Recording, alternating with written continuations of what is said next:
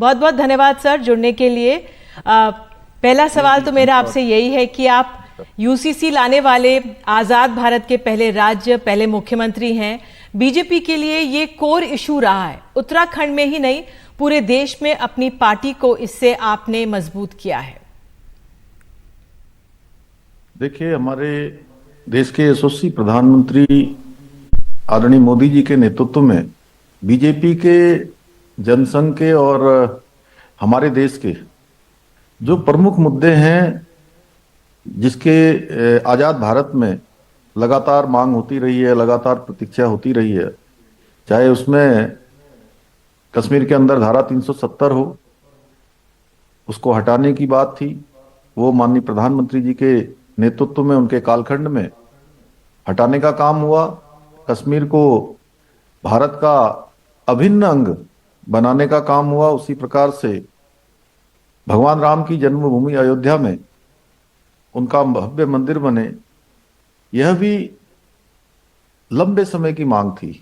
ये दोनों ही मांगें पूरी हुई। भगवान रामलला की प्रतिष्ठा भी वहां हो गई।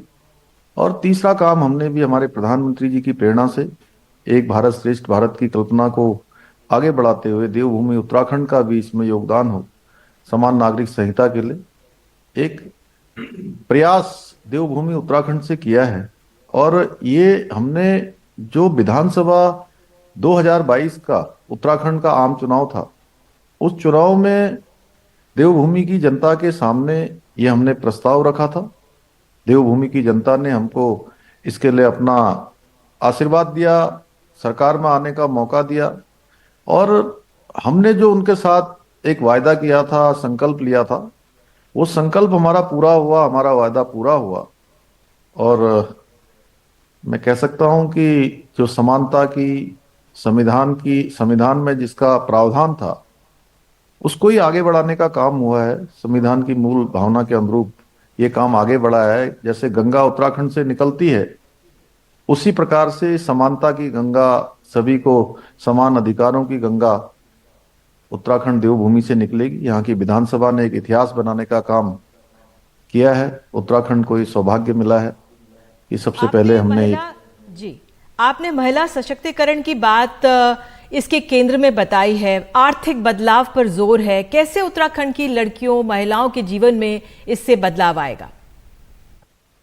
देखिए, मातृशक्ति का उत्थान हमारी प्राथमिकता है। हमारे प्रधानमंत्री जी ने जहां देश के अंदर नारी शक्ति बंधन अधिनियम देश के अंदर पारित किया है, उनके लिए आरक्षण सुनिश्चित किया है विधायिका में, देश के अंदर लखपति दीदी बनाने का अभियान, और अभी जो सामान्य जो हमारा आम बजट आया है, उस बजट में भी 1 करोड़ अतिरिक्त लखपति दीदी बनाने का लक्ष्य लिया है। उत्तराखंड के अंदर हम नारी शक्ति महोत्सव लगातार प्रदेश के अंदर कर रहे हैं, और लाखों बहनें हमारे इस कार्यक्रम में मातृशक्ति सम्मिलित हो रही है। तो इसके केंद्र में भी निश्चित रूप से जो उनके अधिकार थे, कुछ समाजों में कुछ जगह पर ऐसी कुरीतियां थी जिनके कारण से उनका आत्मबल गिरता था, आत्मसम्मान कमजोर होता था। कहीं ना कहीं उनको आत्मनिर्भरता मिलेगी, इससे आत्मबल उनका मजबूत होगा, स्वाभिमान के साथ वो आगे बढ़ेंगी। और इसमें हमने वही सब प्रावधान किए हैं। और मातृशक्ति केंद्रित है, बच्चों के लिए भी है, हमारे बुजुर्गों के लिए भी है, और सभी के लिए एक समान कानून देवभूमि उत्तराखंड में रहने वाले लोगों के लिए इस विधेयक में उसका प्रावधान किया है। जी, संपत्ति में हिस्सा लड़कियों को कानून होने के बाद भी नहीं मिलता है। कैसे ये कमजोरी हमारे राज्य उत्तराखंड में असरदार होगी?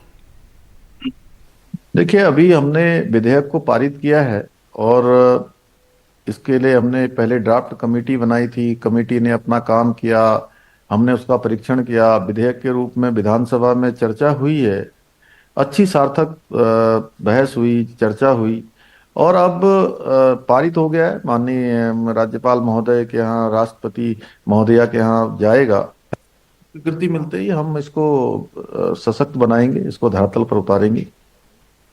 आपने सारा बानू का जिक्र किया, तलाक के अलावा शादी की उम्र 13 से 18 साल कर दी है लड़कियों की, और कोई भेदभाव धर्म का नहीं होगा। बहुत महत्वपूर्ण है ये लड़कियों की सेहत के लिए। निश्चित रूप से देखिए, छोटी आयु में शादियां होना, विवाह होना, उसके कारण से उनकी सेहत पर भी काफी बुरा प्रभाव पड़ता था। उस समय तक उनकी जो एक मानसिक समझदारी है, वो समझदारी होने में भी समय लगता है। तो उन सब बातों का ध्यान किया गया है कि वो सब प्रकार से इस बंधन को, इस संस्कार को निभाने के लिए, उसको आगे बढ़ाने के लिए पूरी तरह से तैयार हो जाए। उसके बाद ही जो है उनका विवाह होना चाहिए। लेकिन मुस्लिम समाज के कुछ लोग हैं इसे निजी जीवन क्षेत्र में मौलिक अधिकार में दखल बता रहे हैं। देखिए, ये केवल संदेह करने की बात है, और ऐसा हमने कुछ भी नहीं किया है, किसी को टारगेट भी नहीं किया है। जैसे जिसकी जो सेरेमनी जैसे होती थी, जो संस्कार उनके चलते थे, किसी का अगर हमारे यहाँ 7 फेरे लगाकर जो विवाह होता है, उसी प्रकार से हिंदू धर्म में विवाह होगा। आनंद कह जिस प्रकार से गुरुद्वारा साहब में होता है, उसी प्रकार से होगा। जिस प्रकार से मुस्लिम समाज में उनके यहाँ विवाह शादी होती है, वो उसी प्रकार से होगी। ईसाइयों में जिस प्रकार से शादी होती है, सभी अपने अपने हिसाब से शादी करेंगे। उसमें कोई छेड़छाड़ नहीं की गई है किसी की परंपराओं से। किसी की जो चीजें चली आ रही है, उसको कहीं छेड़ने का हमने कोई काम नहीं किया है। ठीक है, आपने आश्वस्त किया, लेकिन लिव इन को लेकर कुछ बदलाव की क्या गुंजाइश है? क्योंकि एक ही महीने की सीमा में रजिस्ट्रेशन कराना, वेरिफिकेशन कराना, इस पर सवाल उठाए जा रहे हैं। इसमें भी देखिए, बहुत बार ऐसी बातें हमारे सामने आती हैं, ऐसी अनहोनियां सामने आ जाती हैं कि कई बार माता पिता को पता नहीं होता है कि उनके बच्चे किसके साथ रह रहे हैं, कहाँ रह रहे हैं। बाद में उनके पास दुखद समाचार आते हैं। सूटकेसों में हत्या करके उनकी डेड बॉडियां आ जाती हैं। बहुत दुखद होता है, और पूरे जीवन भर माता पिता के पास पछताने के अलावा कुछ नहीं होता है। साथ में रहते हुए भी कई बार जो उनसे पैदा होने वाले बच्चे हैं, उनकी कोई आगे की गारंटी नहीं होती है। अब इस सब में हमने उन सब का प्रावधान किया है, और इसके पीछे केवल और केवल एक ही हेतु है कि सबकी सुरक्षा को सुनिश्चित किया है हमने।